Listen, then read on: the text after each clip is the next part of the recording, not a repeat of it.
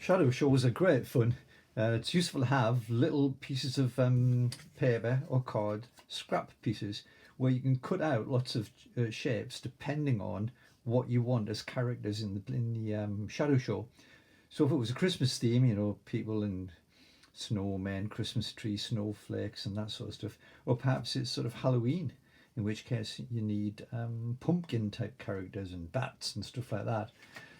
Transparent gel is very useful.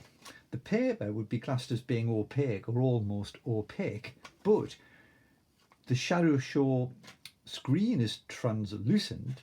But if we combine that with some transparent coloured materials, then it really does liven up what you can do with the shadow show.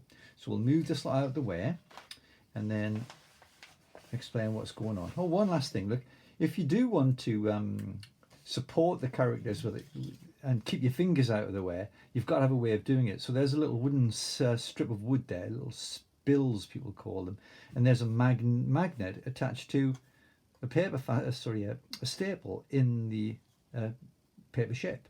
So that lets you pick up your shapes and move them in the shadow show. So there's that person there. Turn around a bit, I'm afraid. Turn around there, and there's the person moving in the show. Or you could just use glue, sticky tape, etc., and stick them on like that. But you would need lots of those little sticks to do that. Right, let's move them out of the way. In order for you to see the shadow show, I've got to hold it up in the air. I can't do that all at the same time, so I'm just going to balance the shadow show on these little paper cylinders. So let's have a look and see if we've got that. No, that's completely the wrong place.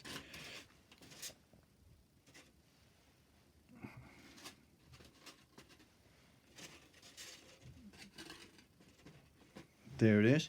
We'll put the torch in position and then we'll put the lights down. Let's have a look, we can get that in the right place.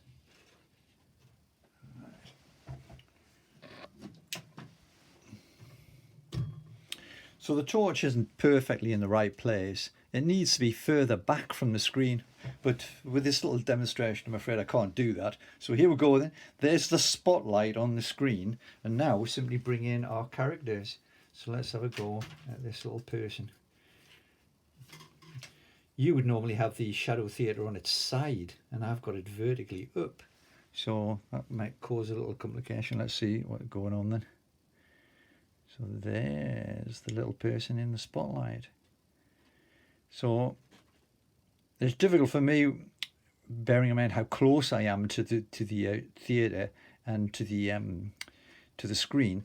It's difficult for me to get this in the right size. But you go, Batman, Superman flying across the screen there.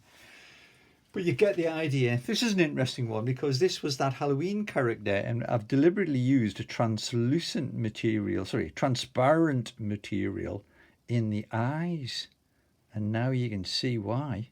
Because the nose and the mouth let the light straight through and therefore create a shadow around the outside of the blackness that you see.